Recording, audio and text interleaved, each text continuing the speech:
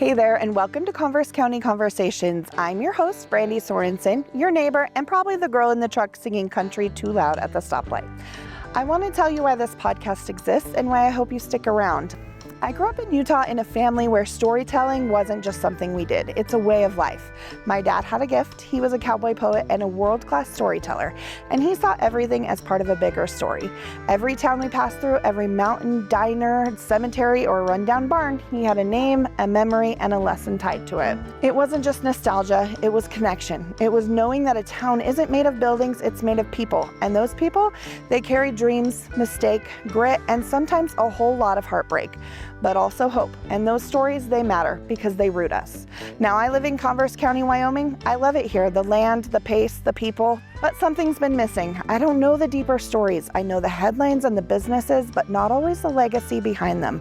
I don't know who started what or who kept it going through the droughts, busts, or booms. I don't know who sacrificed what to build the towns we now live in, and I want you. So this podcast, it's me learning. It's me chasing those stories down, asking the questions my dad used to ask. It's me sitting down with longtime locals, business owners, ranchers, veterans, school teachers, and maybe even a guy who sells your coffee to find out what they've seen, what they've built, and what they love or lost right here in Converse County. This is about deeper appreciation. It's about slowing down long enough to listen. It's about honoring the people who came before us and recognizing those still shape our towns today. And I won't lie, sometimes we'll get gritty. Real stories aren't always polished, but they're honest, and that's what makes them beautiful. So if you're someone who wants to feel more rooted, who loves a good backstory, or who just wants to see their hometown with fresh eyes, you're in the right place. Welcome to Converse County Conversations. Let's dig in. Welcome back to another conversation, an episode of Converse County Conversations. We are here with Tyler Johnston, who you get to see a lot, me and him talking together if you follow us in other ways. But I wanted to interview Tyler. He has been a third generation real estate agent here in Converse County, and he's got deep roots here. So I wanted to interview him. Welcome. Hi. He's usually the one behind the camera on Converse County Conversations and editing, but now you're making me sit in front of the camera. I'm like, yeah, we do a lot of talk. You have good stories. True. Okay. So, okay, tell us about your family. Johnston Realty has been in Douglas for 3 generations. So tell us about that for those who don't know. Yeah, for quite a while. It was started by my grandfather, Harry Johnston, in 1958. Okay. He had a construction company, and he built a lot of homes around town. Okay. Harry's Better Builders. It was cool, some people that were like remodeling their homes in town. Well, back in the day, he wanted to make sure that none of his lumber was being stolen. So he had branded Oh, okay. all the lumber. The lumber that he was building the homes with. And it said Johnston, Better Builder, you know. So when they were going through remodeling, they actually pulled out pieces that's cool. and brought it down and gave it to my dad. Oh, that's so fun. that was sitting in the office for a long time. Well, let's see, he was doing that, so then he started the real estate, and then in the 60s, he and my grandmother bought the LaBonte Hotel, and then they ran the LaBonte Hotel for a number of years. And then after they sold that, he was back into the real estate. And then my father was a licensed attorney down in Denver and partner in a law firm down in Denver. And he did that for a number of years. And then he went out and he started a portable toilet company. So he had porta potties all over the state of Wyoming and down in Denver. He told me a story where he actually had a porta potty on the set of Close Encounters of the Third Kind at Devil's Tower. Oh, okay. I said, that's so cool. He goes, no, it's not. They didn't pay their bill. Oh, okay, sore spot. But then after he quit the law practice and they sold the Sandal at the toilet company, they moved back to Douglas, and he started selling real estate with my grandfather in 84, 85. Okay. Right when oil went and really tanked. He said it was a great time to get into real estate. I guess, because people need to move and sell their house. Well, But also just rough? Like, tell me about that. Yeah, just because he said it was rough. He said, they had, well, you can't see it anymore, but it used to be if you went down Green River Street, you go down to the end, and there's all those townhomes. And they're the twin homes. Well, they had poured the foundation for a bunch and then never built. They couldn't. And I mean, it was like that, until after 2000, well after 2000, they never built homes on those lots. I mean, my friends and I used to ride our bikes down and we'd ride up the driveway because it was a full foundation for twin homes. And we'd pop wheelies over the stub outs for the bathrooms and stuff. And he said it was just a real hard time, just trying to get people trying to get moved, and the homes sold, and people were moving out of town. He said they had one gal, he said she was a renter. And he said she had the most beautiful furniture, and she just kept the house immaculate. And all of these homes over on Sweetwater and everything, they were all the same. And there was a bunch of them listed for sale. And she moved into one and decorated and put in all of her furniture and stuff. And then it would sell. So then they'd move her into another one. It was like the first part of staging. Yes. Oh my heck. It was like the third or fourth time. My grandfather made a joke. He said, maybe we should be paying her commission for helping us sell these. Yeah. But that was the one that would sell. Interesting. So then they did that, and it was just my dad and my grandpa. And then a friend of my dad's, Cliff Erickson, had his license, but he didn't really do a lot with real estate. They had always had an agent or two that would just kind of be there, but not. So it was really just family owned for a long time.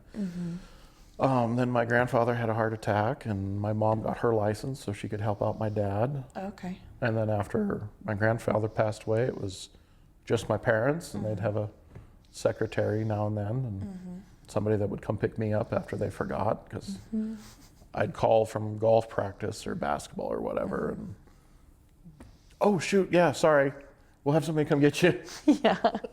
Being a parent that sells real estate, appointments run long, and I told my kids, I said, get used to it. You're getting forgotten. My parents forgot me all the time. Yeah, I tell my kids, it builds character. Yeah, it's fine. Not that like, we don't need to coddle you, and they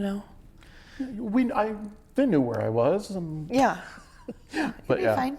A lot of times I was the last one I picked up, or I was just like, oh, it is what it is. Yeah, having working parents, it's hard.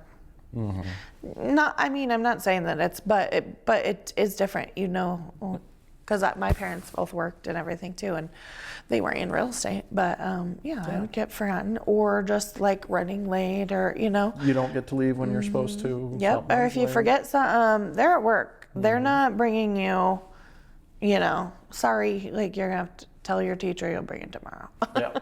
Well, that was I think it was last year. I forgot to pick Kaysen up because I was late for something, and I showed up, and she was sitting with Mr. Notman, the principal. And I was like, I'm so sorry, and he's just laughing because I think he kind of started here about when Bradley started kindergarten. So he's known all of the kids, and he was telling, Kaysen tells me, she goes, yeah, Mr. Notman said he's waited with all of us because you've forgotten all of us. And I was like, yeah, pretty much. But then grandfather passed away in '94, so it was just mom and dad. Okay. And then I graduated in 2000 and left. And then I met Candace my sophomore year of college, and we got married and had our son the following summer. And I got a job for Coca-Cola down in Scottsbluff, and I was a delivery driver for Coke, and I got promoted after 6 months, and I was a route manager. And then 6 months later, I got a job offer from Budweiser, and that was who everybody in town wanted to work for. Okay. Budweiser. They paid better, better trucks, all the things. Yeah. And I called my dad, and I was like, hey, I just got this really good job offer from Budweiser. He said, oh, cool, congrats, good for you. Quit. I was like, what? I got it. He said, quit. your mom and I just bought the LaBonte. Oh, I said, they what? bought it back. Yeah, they bought it back. I said, oh, okay. And he was always doing... Businesses or... Yeah, but I don't understand why he always did restaurants, because they're so hard. They are hard. And he used to own the Country Inn, which is where... It's out there by the First Interstate. Oh, okay. It's a church now. It used to be a restaurant. He and a partner had that as a restaurant sometime in the 90s, and I was like, oh, okay. But then, so it was 05. He's like, quit. We bought the LaBonte. And I said, what do you mean quit? He goes, well, you're running it. Do I get a choice? What? I think I was like 22. And so Candace was pregnant with Ty. And we said after, because we really liked our doctor, and we had insurance through work. I was like, after Ty's born, we'll move back. Come back. And we moved back to Douglas 5 days after Ty was born. Oh, wow. So that was really wonderful. I don't hear about that ever. Candace never tells me about that. Moving 5 days postpartum. Yeah, and then it was just the way that all worked. Ty ended up with whooping cough. And when she was 17 days old, she was life flighted to Denver and spent 6 weeks in the NICU. And then it was a good thing because they were still doing the real estate, but they were still trying to get the LaBonte. The bar was open, but they hadn't opened the restaurant or any of that stuff. And they were going to open it in July. And we brought Ty home from the hospital on like Monday, and the restaurant was supposed to open on Thursday or Friday. And I just happened to be walking around trying to meet the people that would get hired and stuff, because I was supposed to manage everything. Yeah. And they're all telling me, they're all proud of themselves. They had a couple partners, and we're going to do this, and this is what we're going to serve, and this, and the guy running the kitchen had ordered everything in. I said, well, that's cool.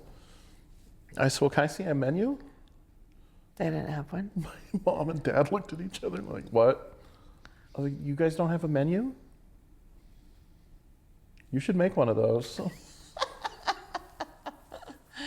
So that was my introduction into restaurants. Yeah. I had to go home and make a menu, like that day, so we could open 2 days later. Oh my gosh. And so I did that for a while. I got my license in 07 because I was like, I'm not bar, restaurant type of thing. I was just like, this is my thing. So I got my real estate license in 07. And then I went to work in Casper for a while. My mom didn't want me to do real estate. Really? Kind of like you had talked with Kinsey. Parents not wanting a kid. Do you really want to do this? Do you want to? And she was really kind of dead set against me doing real estate. Did she tell you why? No, she just kind of said, it's hard. It's, it is what it is. It's up-down commission. Up-down. Yeah. But shoot, when I was in middle school, they didn't have computers really.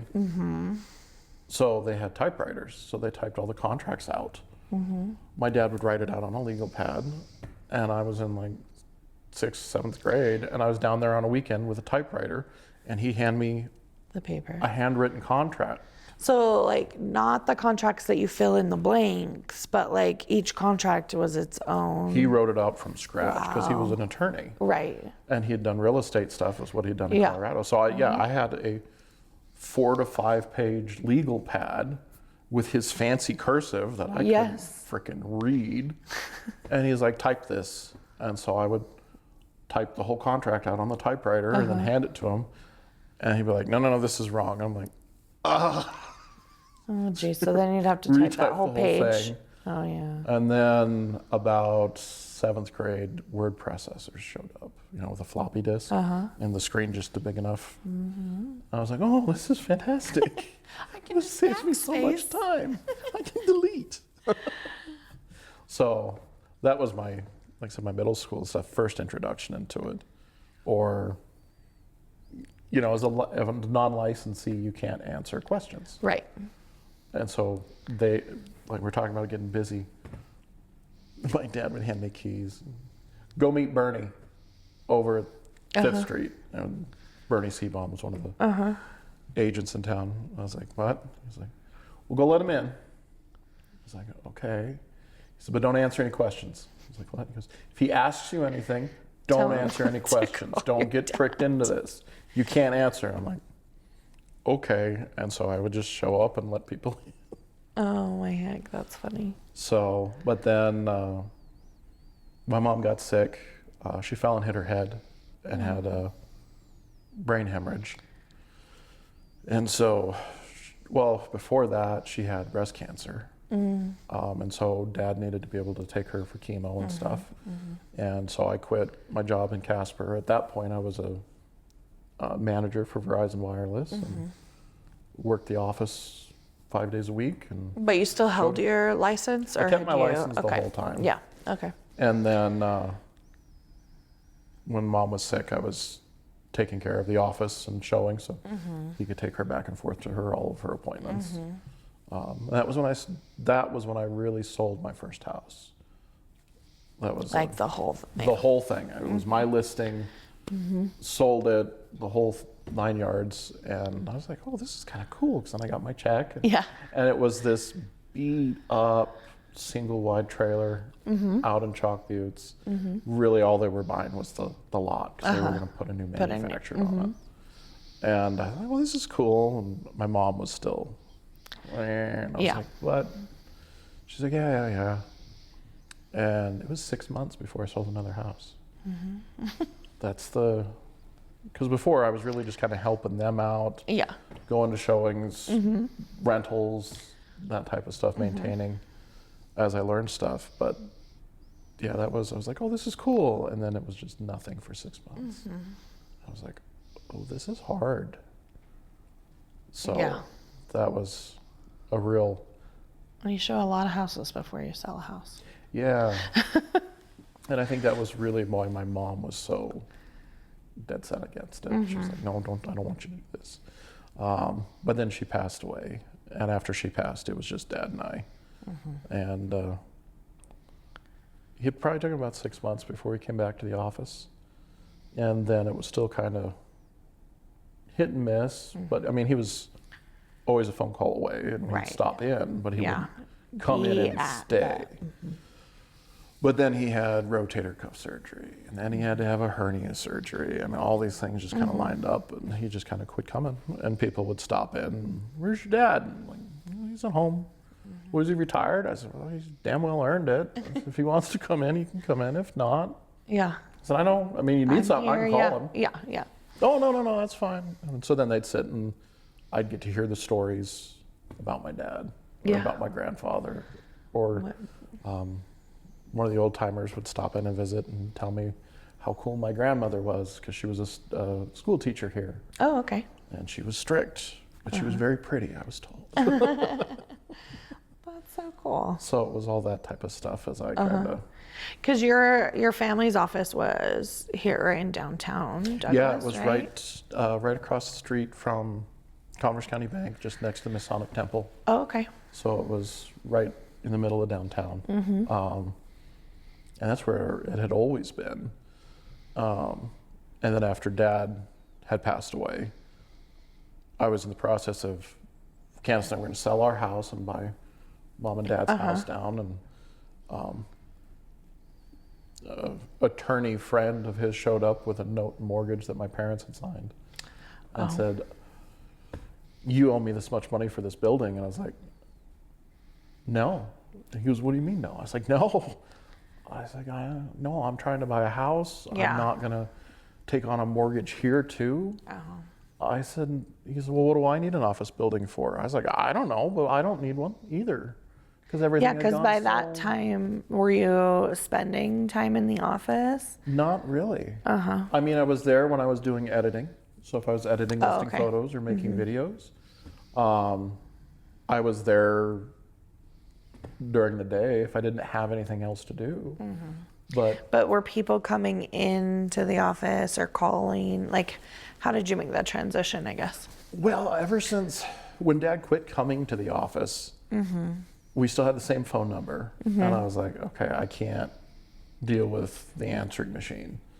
because I was, we had 5 kids. And at one point we had 4 different kids in 4 different schools around town. So just drop off. Yeah. I was gone for at least an hour just dropping and picking In this kids little up. town. I know. Yes. It's so crazy.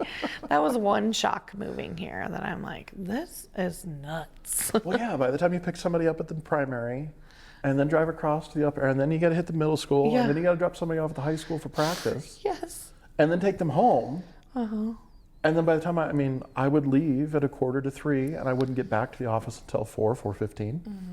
And then I would leave at 5:30 to go Yeah. pick everybody up and round them up and take them home. Yeah. So I gave up on the landline. Oh, So okay. we had the it landline. I had it forwarded to my cell phone, and my dad was like, "What are you doing?"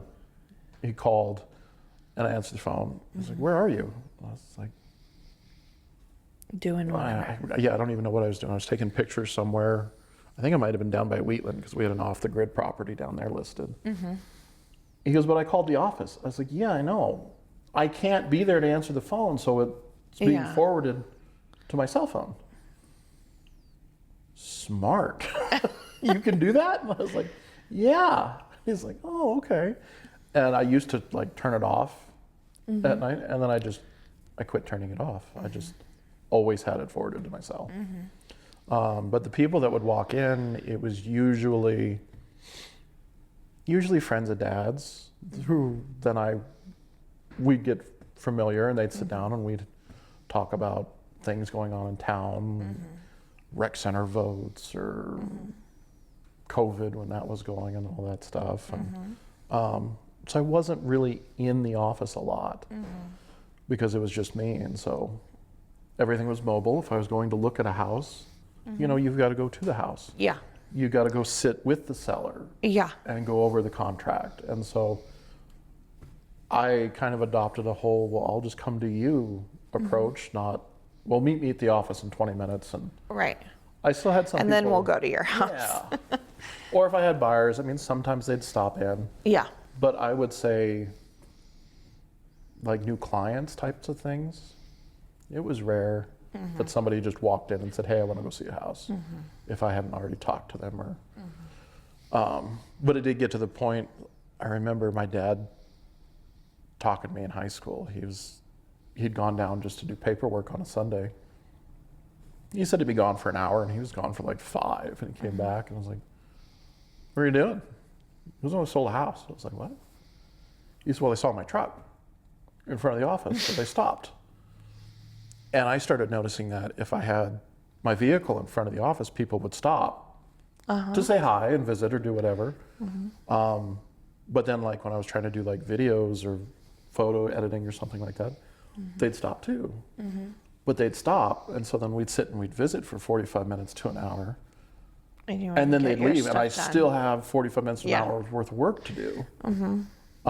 So I started parking in the back of the office towards the end. When you were.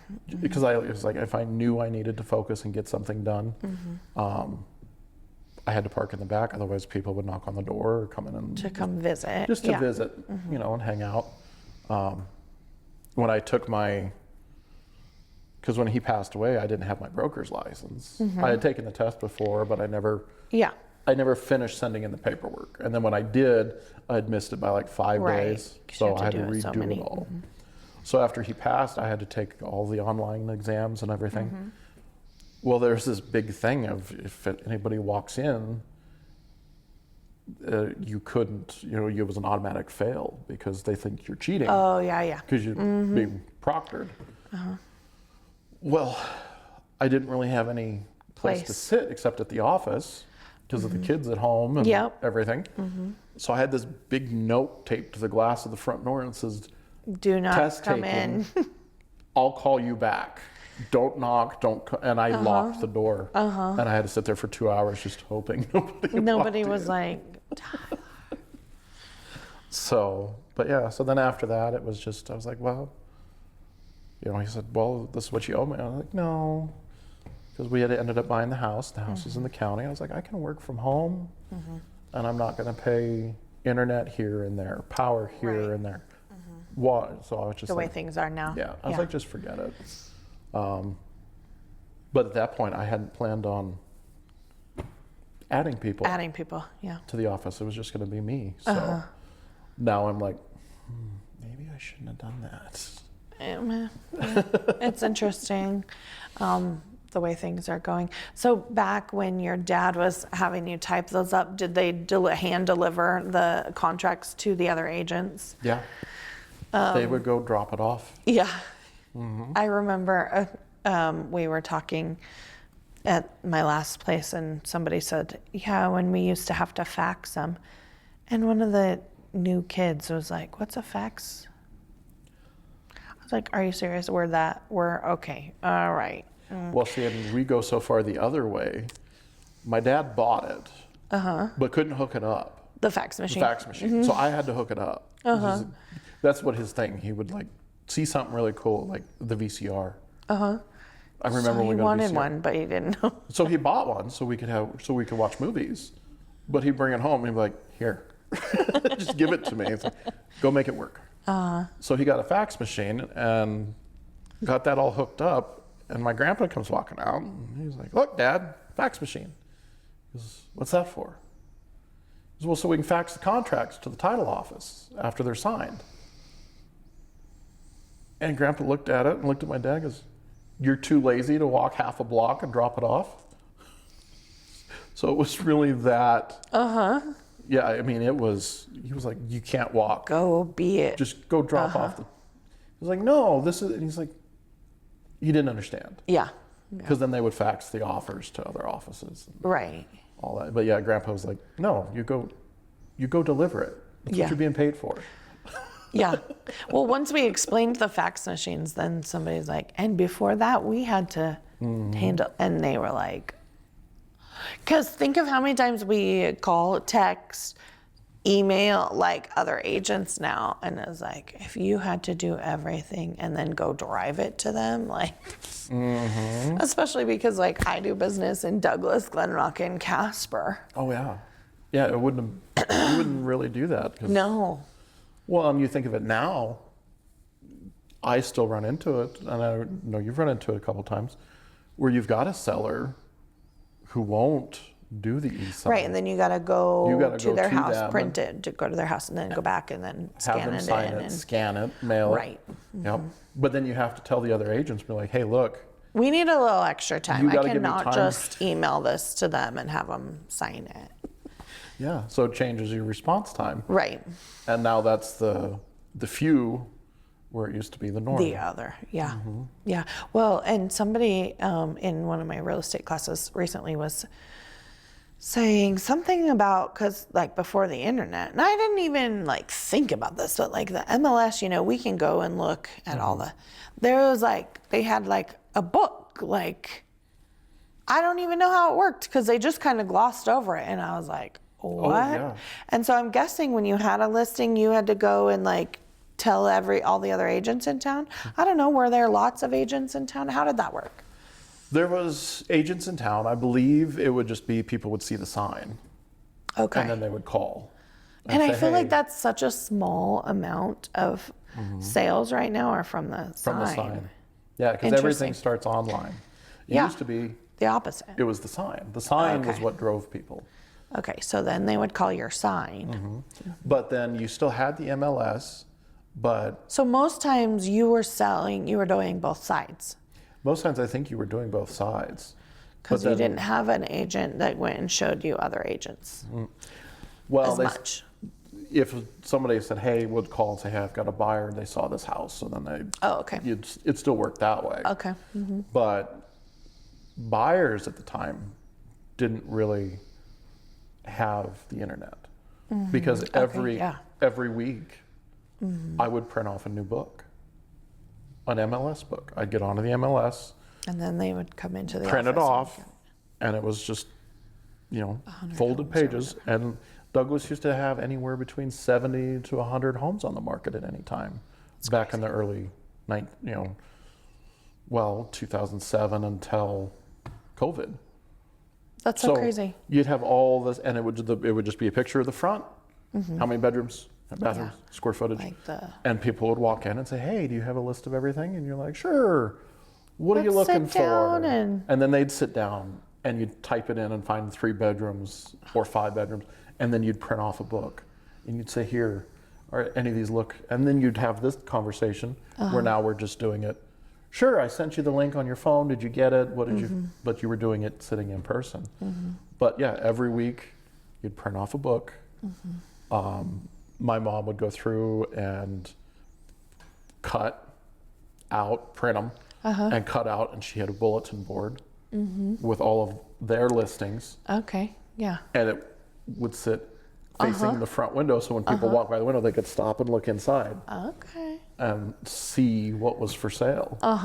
But yeah, that was how it was done when I first started. Then I got the idea to where I went and I made a PowerPoint every week. Oh. And because they had this, they really had it for like my kids. They had this big TV with a DVD player. So when my kids were at work with me, they could watch TV. Well, I positioned the TV so you could see it through the window. And then it would I'd flip through. put it on a jump drive and put it through and then hit play and then just let it play.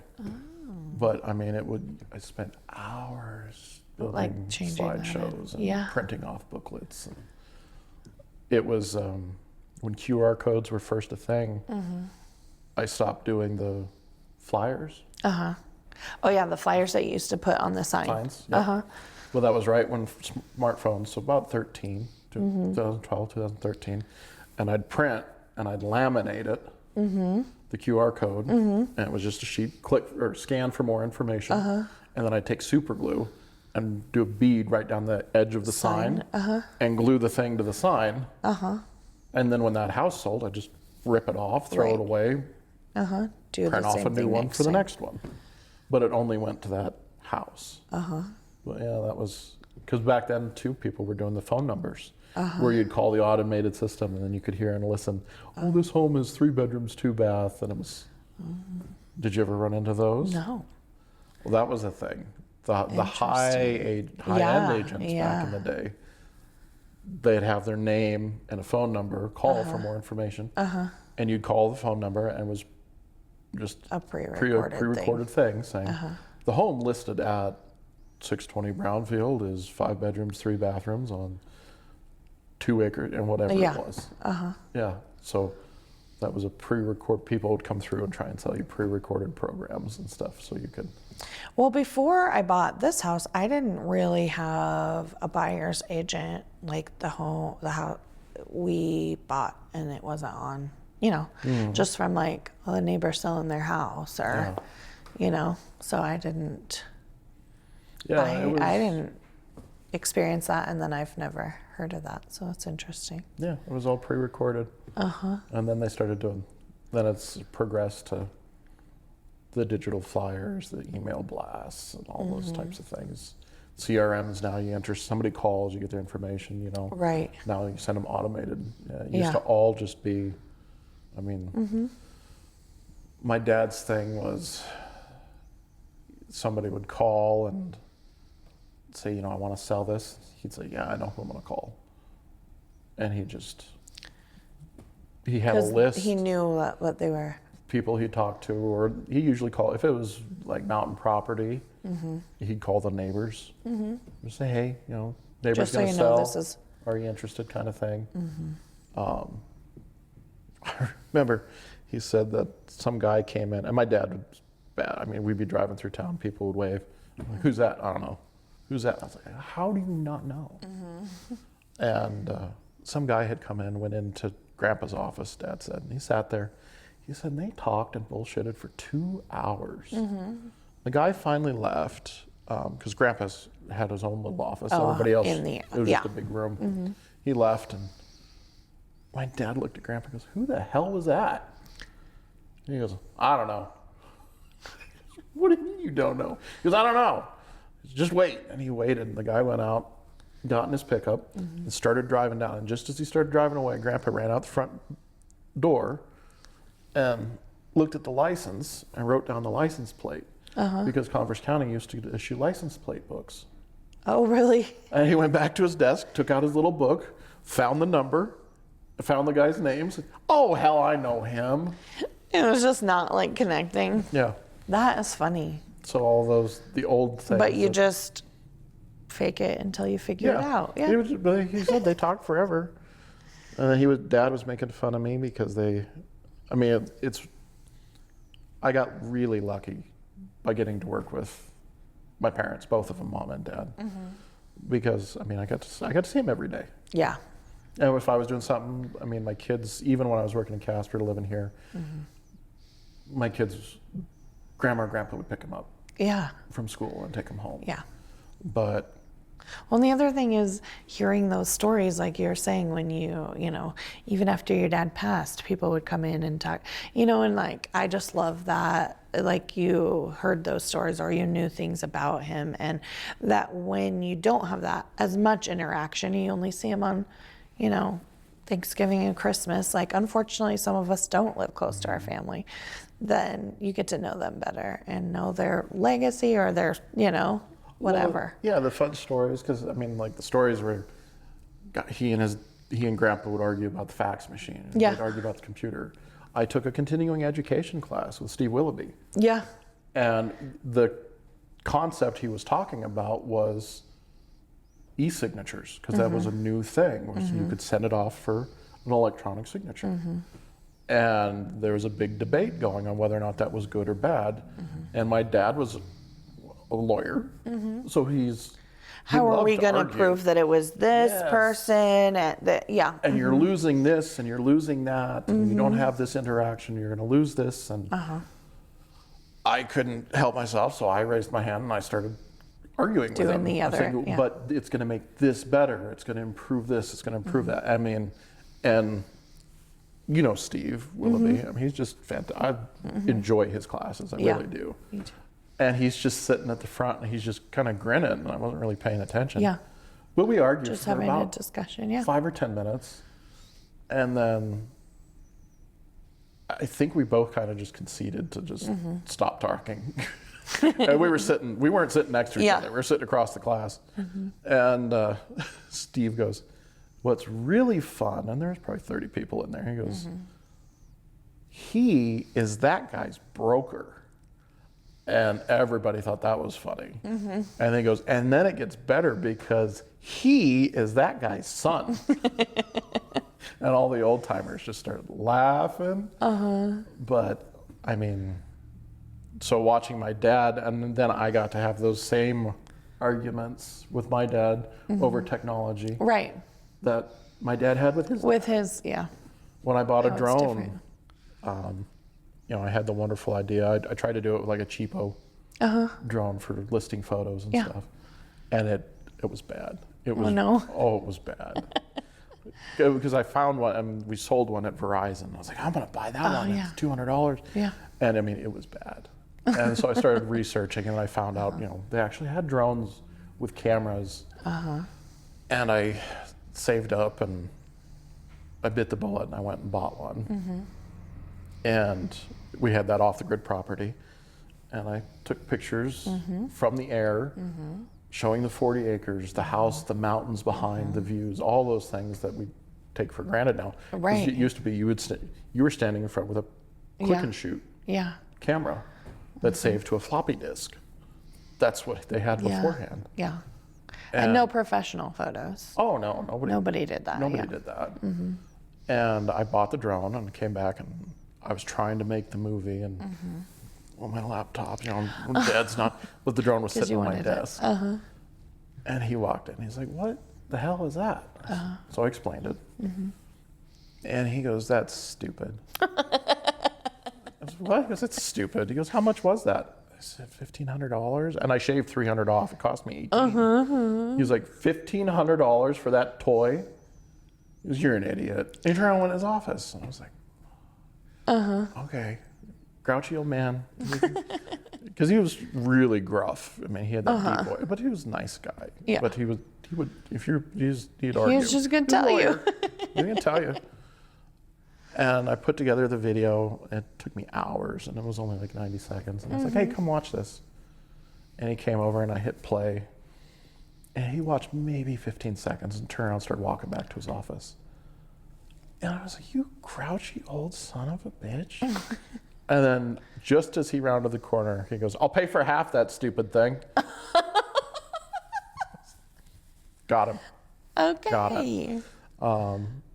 And then for a long time, I was the only one that did drone photos around town. And that was 2017.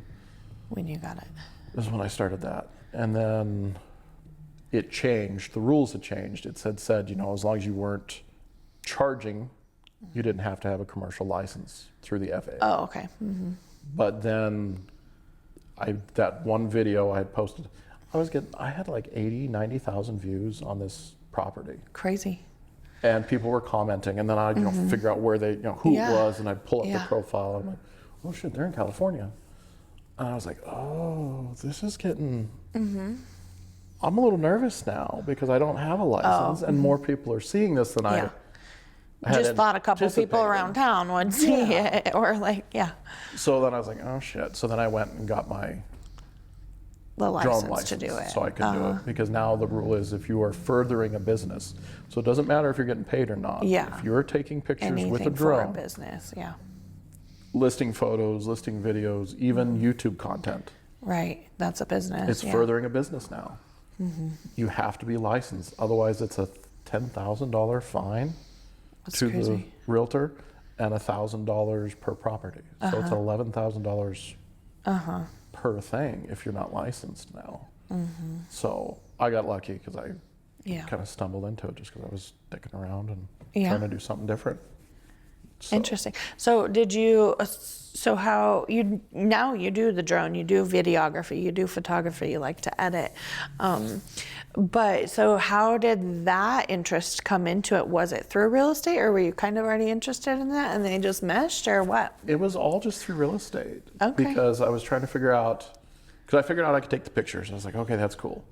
So then I was filming the outsides of houses. And I was like, okay, well, that's cool. But then I would cut and just kind of do a slideshow of the pictures inside. I was like, this isn't, it didn't feel right to me. So I Googled and researched, and I found you could buy a little camera by the same company that made my drone that had a stabilizer. Oh, okay. So it wasn't, this when you walk through. And I had just helped some friends buy a flip in Casper. Well, we helped them buy it, and then they renovated the whole thing over in Mills. And they rented it out for a year and a half, and then they were going to sell it. They decided to sell it. Okay. And I was like, she called and she's like, hey, we're going to sell that house. And I was like, okay. I found it on Facebook, and I ordered it off of, or bought it from a guy, and he shipped it up to me from Denver. And I was like, okay, this is where I'm going to figure it out. I was like, do I have your permission to play and figure this out? 'Cause I don't know This what is I'm a doing. new, And they were like, yeah, cool, do whatever you want to do. And so I did it and made the video and posted it up on Facebook, and the house sold, and I was like, okay, I'm onto something. And so then I just kind of kept doing that. And then since I was licensed, then I was like, oh, I can charge people for this. So then that's what I started doing it that. for other people. Started doing it for other people, and I was doing my own listing photos, and people were hiring me just for videos. And Sarah Johnston up in Lovell, I had been doing her drone videos of the outsides of the homes and the videos of the insides. And she called me one day while I was at one of her listings, and she was like, hey, do you take listing photos? I was like, what? She said, do you take listing photos, or do you only do the video? I was like, well, I suppose I've got the camera. I'll try. I said, I don't. She's just figure out what you charge me and just take some pictures. And I was like, okay. So then I took some, and I remember because I sent them to her. I said I wasn't sure what your style would be. Because some people like different things. I said, so this is what I did. And she just emailed back and said, that's my style, exclamation point. I was like, okay. Okay. So then I was like, well, if I'm going to charge for it, I got to figure out how to do it correctly. Make better or make it look better. How can I improve on what I'm already doing? Because I was always trying to figure out how to make the videos better, how to make the homes better, how to make the texts, how to draw property lines, all of that stuff. And then so that kind of just filtered into, okay, well now how do I take a good picture? How do I take a picture where you see the inside, but you can still see what's outside? Because everybody wants the windows to pop. Yeah. Because nobody wants just Black a white square. or whatever, yeah. Yeah. But then that flowed to back to when I was, before, I was really selling, when I was showing homes, I was showing a lot of rentals for my mom. And somebody called and said, hey, would you go take some pictures? And I said, yeah, sure, I can send you some pictures. And my mom got mad. She's like, no, you can't. I was like, what? She says, you can't send them pictures. I was like, well, why? She said, because the pictures won't look like the property when you walk in. It's different. And I was like, what? And she said, yeah. She had a guy rent an apartment from her sight unseen over the pictures, drove here from 3 states and then away, didn't like it, and absolutely threw a fit and said, I will not stay here. Give me my money back. Now where am I going to stay? I have no place to live. And I mean, she felt so bad. I mean, she found him something because she managed a whole bunch of different rentals, but she felt so bad. From then on, she said, you will never send anybody a picture. You can send them a picture and see if they like it. Right, But you nobody's can't, going to sign I mean, because they were faxing leases. Yes. She's like, they will not put down money and they will not sign a lease unless they step foot in it. Yeah. So then I remembered that. So the more I dove into taking pictures of listings, I wanted it to look like the house. Right. I don't want it to be perfect. Yeah. Or I always say, like, it seems like you're catfished sometimes. I did that. But at the same time, and I think sometimes, have you tried to take a picture of a bathroom? Like, you go through the door, it's like, so sometimes you do need those wide angle lenses, or, so sometimes it's not on purpose. No. Sometimes it is. Well, and sometimes it's just a different style. So like, I don't use any extra light. It's just what's there. Natural, natural light. But there's another style where you can go through with a flash and take 3 or 4 different exposures. So it's all perfectly lit. And so all the colors look perfect. Yeah. And then you merge them together and edit it. But to me, when I look at it, my eye sees plastic. I think it looks too edited. But that's just my preference. Yeah, your style. But then, as the realtor side of me, I was like, I don't want it to look like that because that's not what people see when they walk in the door. Yeah.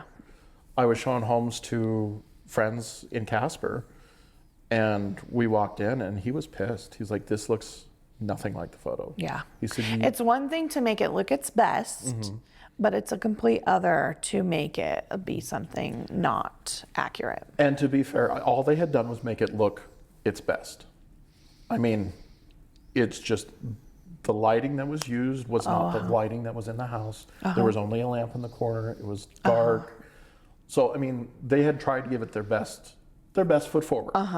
And that's what I told him. I was like, look, I understand that you're mad. I said, but the photo did the job. Right. He goes, what? I said, the photo is supposed to get you to come look at it. Yeah.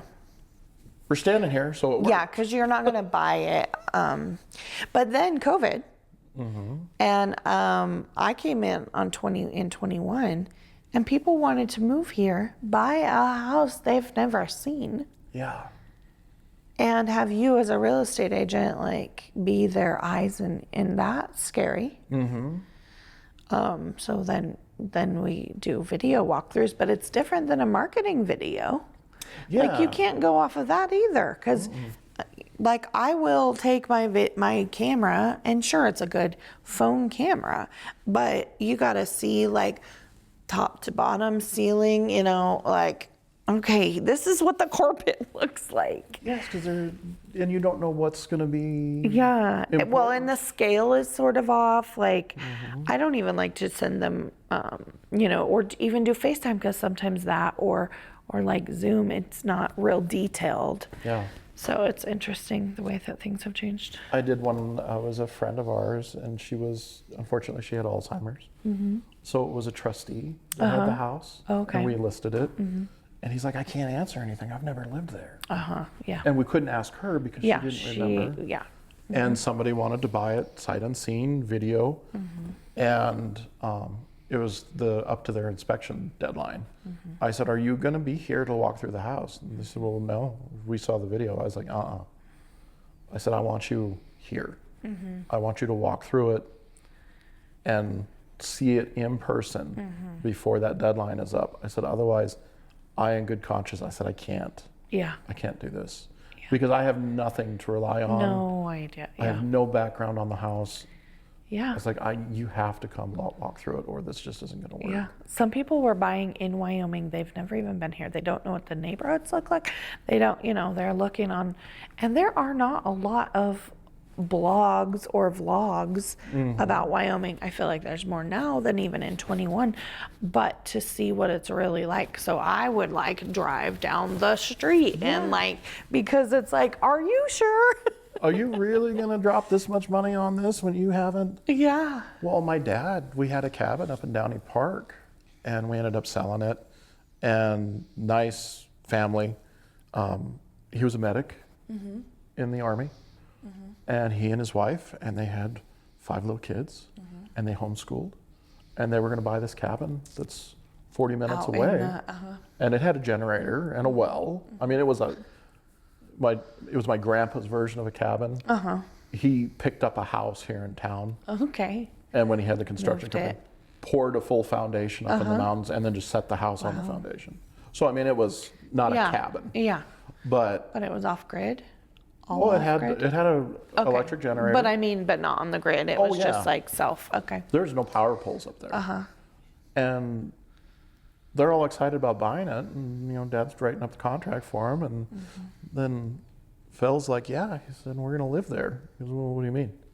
He said, "We're gonna live there." Dad stopped. He goes, "No, you're not." He's like, "What?" He said, "No." He said, "I won't sell this to you if you unless you have another plan." He said, "You don't understand when the snow," because this was back in the 80s and 90s, when it snows, we can't get there for 3 or 4 months. He said, "I won't sell it to you with these kids." And so, I mean,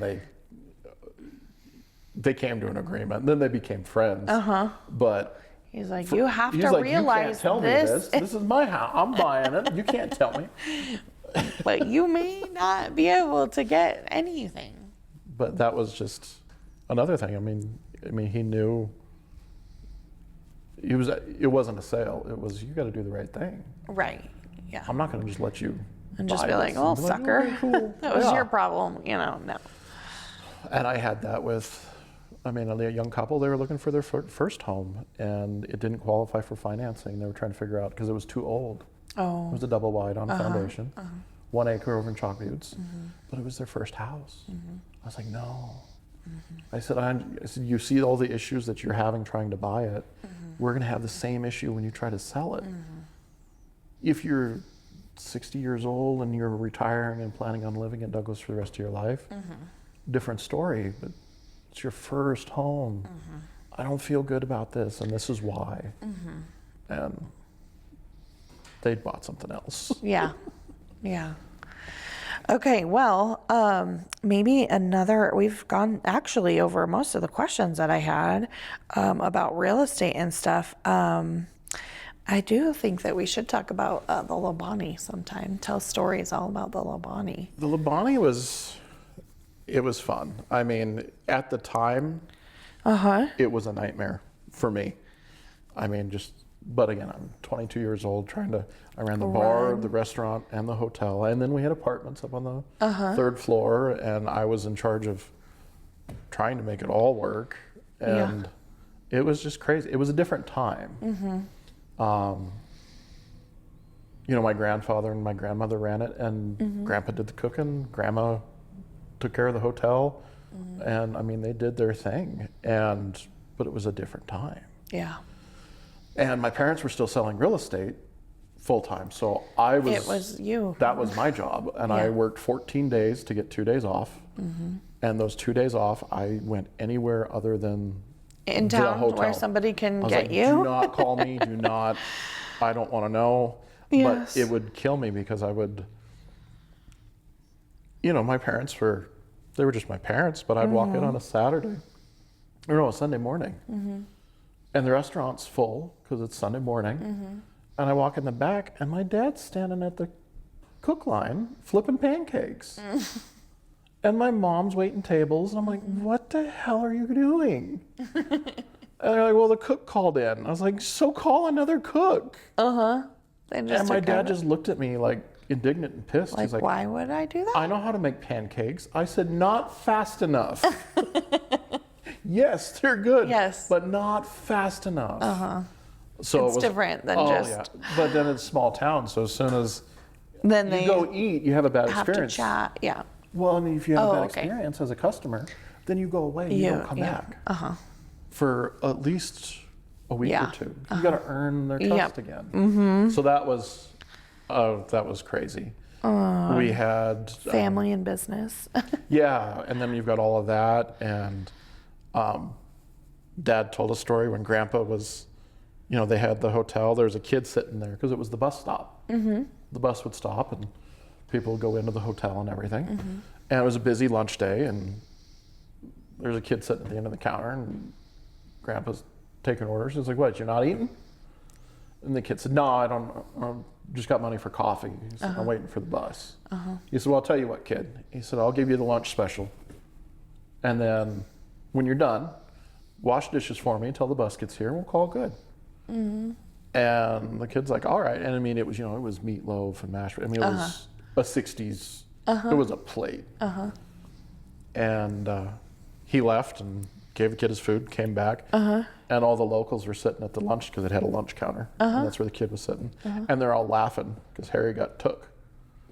Why? Because the kid ate and left. And left? Oh. And was standing out on the corner Waiting for the bus. And everybody's laughing and making fun of Grandpa, and he got pissed. And he goes running out there, and the kid goes, hi-ya! It was like a karate stance thing. Yes. And I guess Grandpa looked at him just like 2 seconds, punched him square in the face. He fell down. Grandpa grabbed him by the back of the neck and drug him across the street and threw him in the kitchen. And he washed dishes till the restaurant closed. He did not catch his bus. But that was the 60s. He had a deal. They had a cook, and I guess he liked to drink. And he wasn't, they were told after midnight they weren't allowed to serve him because he wouldn't show up for work. And whatever reason, Grandpa walked through the bar. It was 2 a.m. and the guy was drinking, half passed out at the end of the bar. And he grabbed him, and there was an elevator to the basement, took him downstairs in the elevator, went over to the dry goods room, threw him in there, went over to the housekeeping side, grabbed a pillow and a blanket, threw it in there, shut the light off, and locked the door. And left. The next morning, he went down there at 5:30, unlocked the door, flipped the switch, kicked him twice. The guy got up, went upstairs, started cooking. So it was a different time. It was supposed to be haunted. Supposedly the Buffalo Mount would watch you wherever you walked. There was a ghost, and Candace and everybody always laughed. They said the ghost was a female. Okay. So they said that the ghost had a crush on me. Oh. Because I went every morning, went in at 5:15, and the restaurant opened it at 6. And we had a drop safe in the walk-in cooler in the bar, so the bartenders could just drop the deposit, the bag with all the money, and then I would just unlock it and get it in the morning, so nobody had to be there. Deal with it and afterwards, Didn't matter what time, because I would open the restaurant, get that going, and that was my routine. I'd go in, get the money, check on things, go back to the office, but it didn't matter what time I walked through, the jukebox would start to play. Really? Different song every time, but it would play. And it was supposed to play every 15 minutes. But it was always it didn't matter if it was 6:10, if it was 6:45, if it wasn't 8 o'clock when I walked in there, it would go off. Oh, how funny. And so they said that was the ghost playing you love songs. And then if I ever went down there at night, if I'd stop and stand in one place for too long, the can light over my head would start to flicker. Really? Yeah. And they all just thought it was funny. And I was like, you guys are weird. And then I started watching. I'm like, shit, it's actually happening. Okay. It's okay, sure. Hi, we're friends, right? Yeah. So, I mean, and then we had, there was all sorts of stories. Because then they decided to have live bands every weekend. So we had a booker, and we had bands that came through, and they'd play Wednesday through Sunday. Okay. And it was a different band every week. And then we'd let them run tabs. Oh. So they could, Yeah. basically it worked out great because there was this one band and the lead singer would come through and find, the girl or bring a girl with him and trying to be cool. Yeah. Charging. So he'd charge his meals at the bar or at the, in the restaurant. So then I could take all their meals and total it up. I was like, so we owe you guys $2,000 for the weekend. And you but your charged tab them. is $1,400. So here's $600. Have a nice day. You guys have a good day. So we had those. It was a trip. Somebody asked once when we were trying to sell this, so why isn't it selling? I said, because I don't live here. I said, if I lived here, I would get divorced. I cannot be here all the time. My parents, they're try, but they can't be here all the time either. It needs somebody. It needs somebody because a restaurant kitchen is just so many things. And so now is it separate? Because right now Ramos is in there but is it ran separately, like the bar and the restaurants are lease the space. Okay. So they pay a lease to the owner. And then the bar and the hotel and that are still there. Now, is it still a hotel? Okay. Yep, there's 22 rooms on the second floor. Okay. Some singles, some doubles, and Macy Moore, her family, when they purchased it, they did a lot of remodeling upstairs, and they made the rooms really nice. Ours still looked like it from the 80s. I mean, it was still a little ghetto. But State Fair would always be busy. The rooms would rent out for the weekend and everything, and it was a lot of crazy chaos. Caused some fights. My sister hated it. She was 8th grade when they bought it. And we moved. That was the thing, was my parents said, well, you're going to live with us. Oh. You, Candace, Bradley, and the baby How nice. are going to live with us, and we're not going to charge you rent. So then we don't have to pay you anything. Oh, no, we still need money. No, we're not going to pay you That's not going to work. to run the hotel because you can eat for free. Yeah. And then, obviously we'll buy All you groceries need for the is, house. Yeah, food. I was like, oh, this worked well. It was a good idea for them. Yeah, it worked out great for them. But then they made my sister work there and wait tables. And then she had to run it with me for a summer. And she did not like it. She did not like it.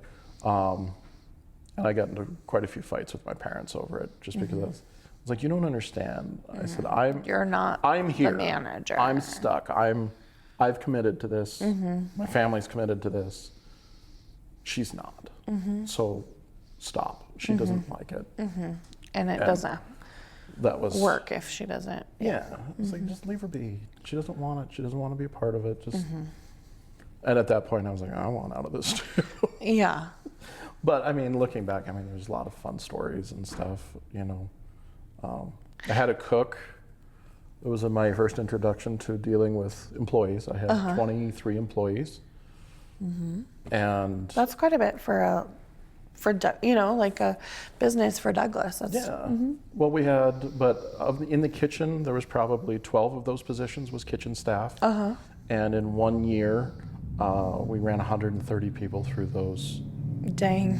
Just because the turnover rate for a dishwasher. Yeah. We had a kitchen manager. He hired 5 guys one day, or 3. He hired 3 all at the same time for one job. I was like, what the hell are you doing? He goes, watch. He said, watch. By the end of the week, there's only going to be one if we're lucky. And at what end of the week, there was only one kid that stayed. And we were paying higher than the other town or people. The waitresses were like $4 plus their tips. Bartenders were $7 plus their tips. And it's still just trying to keep. One gal disappeared, and just middle of shit, just gone. So then I'm trying to figure out what's going on. It was just kind of a crazy time. I had a kitchen manager and I had a cook. And I called. I said, hey, I said, you didn't talk to your cook. She goes, what? I said, he's dealing drugs out the back door of the kitchen. No, he's not. I said, yes, he is. I'm telling you, it stops because he was also renting an apartment. I said, so, but he was a really good cook. He was, and, we showed up for his shifts.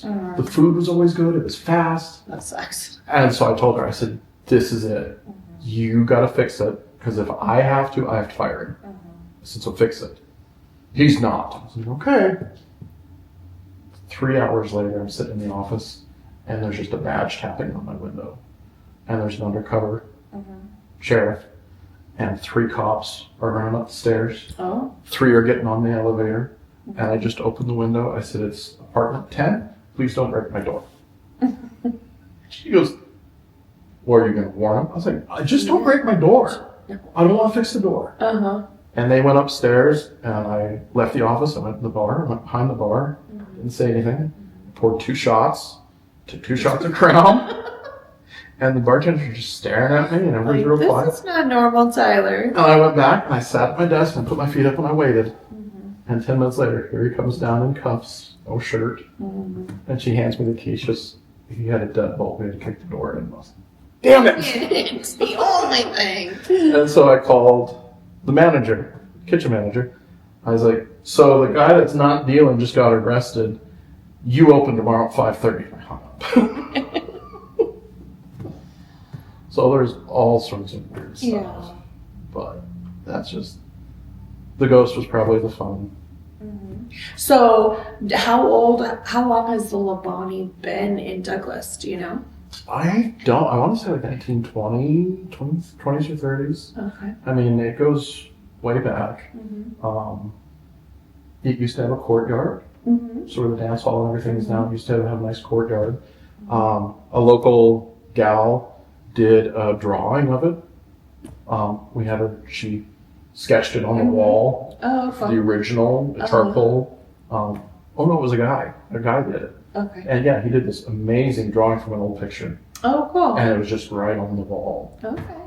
That's so cool. So, and we've talked about doing business the old school way and in Converse County. How do you merge doing business the old school way, but with the modern technology?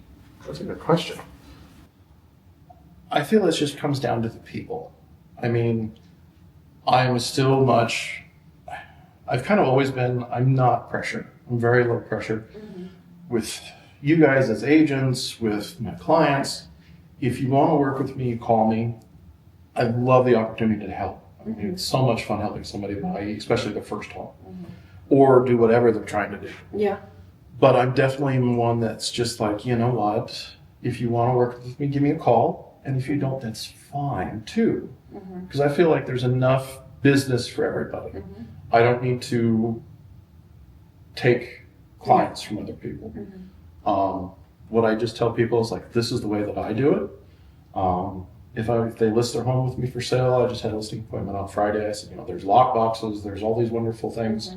I personally don't do that. If you list your home with me, and this is something Casper agents I've told, and they get this shock of horror look on their face. They're like, you do what? I show up for every time the house is being shown. So I unlock the door, I turn the lights on, let the dog out if I need to let, any of those little things. But then when the other agent shows up with their client, I'm like, hey, this is the home. This is what I know about it. This is when the roof was replaced. This is what they've done. Updates. This is when this was done.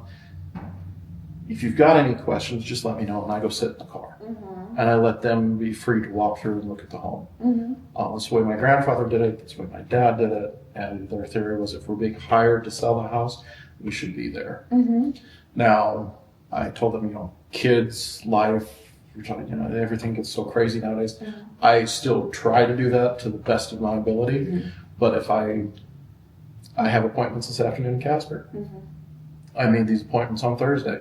Somebody called on Sunday to show the house today. I'm like, oh, I can't reschedule these other things. So I asked my sellers, and that's what I tell them. It's like, are you cool with that? And I will try to be here. If I can't, we'll have a conversation. And if you're cool, we'll still schedule it. If not, we'll work it out. Yeah. So that's kind of the way I take that old stuff. And then the new stuff is just everything that you can do for marketing. We've got the 3D tours, the Matterport. I bought one of those cameras so that way I can offer it to sellers. Just as extra, I had somebody say, well, the home's not really being shown a lot. I was like, yeah, but it's got like 3 times the Matterport tours than homes I list usually do. So it's being seen. Just in a different way. So, but then also there's the videos, and you can make the videos as flashy and whatever you want to do. But again, when I'm taking pictures or videos, I want people to have a feel for the home from that. I don't want somebody to watch it and be like, okay, well, that bedroom's cool, but where the hell is it in relation to the kitchen? Yes. That's a pet peeve. Like, wait, why is that? Yeah. You don't understand. You can't tell. Yeah, you can't. If they're not put in the right order or, And I try to do, I even take that, and maybe I'm OCD, I don't know. But I take that even when I'm putting the pictures on the MLS. I try to line them up. Right. In the order that you walk in. You walk in, you see this living room, you see the kitchen over here, you see this, you see this. Okay, now we'll get to the cool master bedroom and the bathroom and stuff like that. So I think it's just being able to take all of these new things that are great tools, but also talk to the people and tell them why we're doing these things. It's not replacing that one-on-one. Yeah, it's there to enhance things, but it's still us. We still have to talk. We have to have that rapport. I went on the listing appointment and I told him, this is everything I'm going to tell you about the home. This is what I think you need to do. I'm going to give you a price opinion now that I've been able to meet you and walk through and see what it's about. But you're not obligated to work with me. I don't expect pressure sales. Yeah. And I'm like, I'll give you all the information. I'm going to, whether you list it with me or not, this is all the information you need to know about selling your home. If you choose to work with me, fantastic. If you choose not to, I understand that too. That's fine. That's what I told you guys when we talked about if you wanted to come work at Johnston Realty. This is what I do. This is how I do it. This is the way I'm going to expand and do these things. And if that's cool, great. I'm really excited. I'm thankful for the opportunity to get to work with anybody, whether they're other agents or they're my clients as a buyer or seller. Even the agents that hire me to take pictures, it's an opportunity they're allowing me to work with them or to work with you guys. So that I take very seriously and try to do the best that I can with, if I don't know something, I'll be the first to, I don't know, I know where I can find an answer. But by having that conversation and that one-on-one, I think it sets you up for the best possible relationship and say, and now we've got all these other things that we can do too. These are just going to enhance what we can do as far as us working together. Right. I love that. So what are your favorite parts of living and working and running a business here in Douglas, Converse County? I get to cheat because I've sit and listened to you interview other people too. And it's the people. It is. You've got clients And I don't know, because I'm so low pressure, I'm not one that's going to continuously, if you ask for information, I'll call and, we'll have a conversation. I'll get you the information. But I'm not going to call you back in 3 or 4 days. What'd you think? What'd you think? Well, what about this? Well, what about this? And after the sale, I've had people say, hey, you should come see the house. I love that. I want to see what you've done. Yeah. I don't care if you're selling it. I just want to see what you've done. Yeah. I love the fact that you're happy with your purchase, that you're doing what you wanted to do. I had a couple, I tried to sell this house a few years ago, so it didn't work. And then we redid it just recently, and it did work. And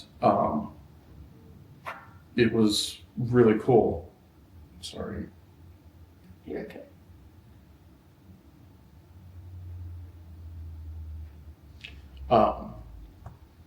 Well, now what's really cool is they're closed, and I know they're going to be building their dream home.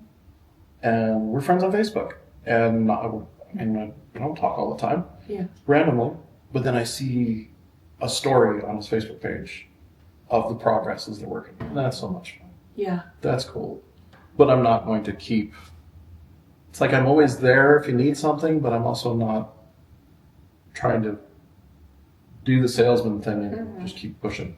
That's just not me. I don't like that personally. I hate that. So I looked at it to other people. Yeah. And I think it maybe is a little bit of a detriment where I kind of lose touch with some people because I don't seek it out to keep that relationship. But I'm always happy. Yeah. Call me if you've got a question. A guy, he bought his home 4 years ago. 4 years ago. And I never met him. Talked to him on the phone, and it was an agent that was working for me at that time that is no longer with us. And I ended up selling him the house because the other guy just kind of quit contact. He decided he wanted to look at Douglas. And I helped him buy his house. That was, like I said, 4 years ago. And he called me last week. Hey, your dad, did he keep records of these things downtown? I'm like, whoa, I know. I know. I mean, but then we sat and we talked for like 15 minutes, and it was nothing about real estate. He had questions about town, the history, and when did this subdivision get built, and that type of stuff. I'm like, dude, I don't know. I said, you can talk to the city planner, you can go to the library. I said, if you tell me the addresses, I can pull it up on the map server, because it shows me what times the houses were built. Right. So then I'm like picking this house and telling them the date. Well, what about this one? Yeah. So then I'm just 10 minutes of clicking on random homes and just saying, well, these were when these were built, and this is when this was built. Okay. Well, thanks, buddy. And that was it. That was fun. I like that. That's cool. Yeah. So that's the type of stuff. And then you see the community and all of the things that are available. And it is such a kind community where people do lots to try to help other people. And I mean, it is a great place to live. It's odd for me with my kids going to school here, because some of the kids I went to school with are now teaching my children. Like, that's kind of weird. We took Bradley for kindergarten screening, and the counselor saw us walk in, and she looked at me. She's like, "No." I said, what?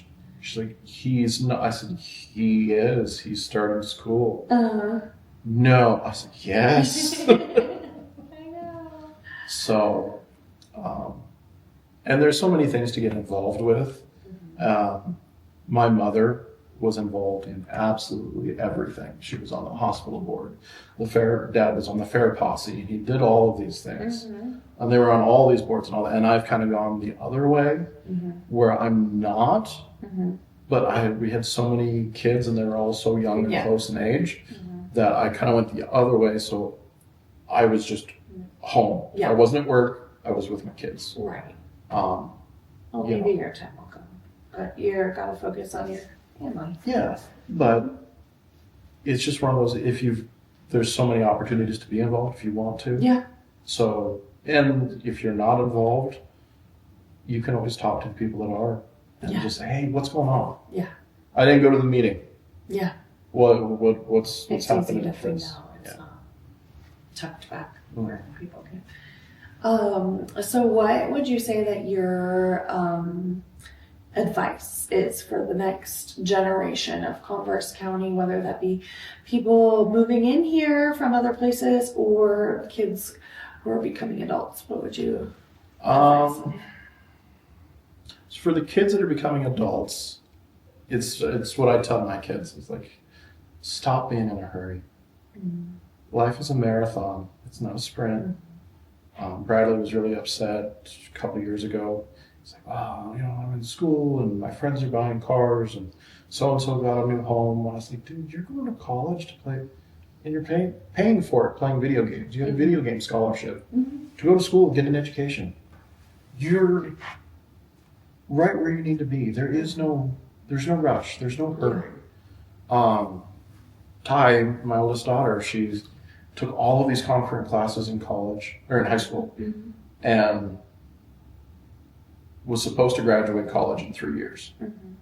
And it took 2.5 years because of just some screw ups trying to get transcripts moved. And it finally happened in September.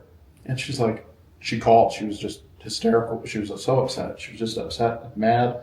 She's like, Dad, I'm not going to graduate in 3 years. I was like, so what? She's like, well, I'm not going to get it done. I was like, are you still going to graduate? She's like, yeah. I said, then who gives a shit? I said, no one will remember. No one will even think about it. Like it's just.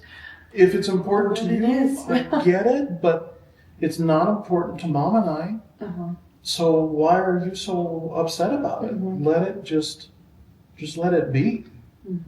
So that's just because of the day and age that we're in, the whole, you got to do it now. It's got to be done. It's got to be this. It's got to be that. But I see people that they want to buy the house that their parents have now, and it's like, dude, you're just 20, and you start out. It's okay to start out a little small starter home. You don't have to have a new house and a new car and a wife and kids, and it's okay. Yeah, you can't be so far in debt and have the boat and have the whatever you got, and not even be able to enjoy life. Well, and if you have to think about it too, I mean, you think about where your parents were at when you finally got married. Well, they were in the same spot. Yeah. You don't remember that because you weren't. Yeah. Well, it's like listening to people talk. I'm like, well, we were talking about the kids. Well, they thought they're getting away with this, and they thought that I was like, yeah. So they think they know everything, and they're like, yeah. I said, so did we. It's the same thing, but now you're just on the other side. So that's my advice for younger people: is just stop being in such a hurry to grow up. And I never understood it. I worked three jobs in high school. I wanted to buy a car. The Mustangs. I wanted a Mustang so bad, and my dad refused to let me buy a car. Yes, he's like, you have to pay bills your entire life. You don't need to do it now. You're a kid. Just be a kid. Go buy your CDs, go to the movies, whatever, but you can't buy a car. And then we got married and I had a kid at 19, and woo, he was right. Bills I get it. Aren't that cool? So, I mean, that's just hindsight. Yeah. And it doesn't matter what you tell kids, they're not going to believe you anyway. For the people that are coming into the community, do try to get involved. I do feel it's still kind of small town at times. And that's just, but I don't think you're going to get away from that really anywhere. I think there's so much, of course you have negative small town things, but there's so much positive about the small town that it doesn't. Yeah, it kind of negates itself. And I think I see it in Casper too, even though it's a bigger town, they're still the same thing. And I think it's just human nature. Yeah. But definitely, you'll find your people. Yeah. The people that you're supposed to fall in with are the people you will. Yeah. Just keep trying. Don't stop. You will. And I know that's something that we talk about as agents. You'll find the people that you're supposed to work with. Yeah. Those people will come seek you out. Don't get worried or stressed about it. Yeah. So if you're new to town, attend some different clubs, attend some different events. There's so many different things that go on. So attend 3 or 4, see if you find your group, Yeah. and just kind of, that's where it all kind of starts, is that group and that community, and it'll kind of go from there. Yeah, I agree. Well, thank you for talking with me, and thank you for joining our conversation. If you have any stories that you'd like to tell or that you would like to see or hear, definitely let us know, and make sure you subscribe, and we'll talk to you later. Bye. Bye. Okay. Okay, I talked way too much. No, I thought it was good.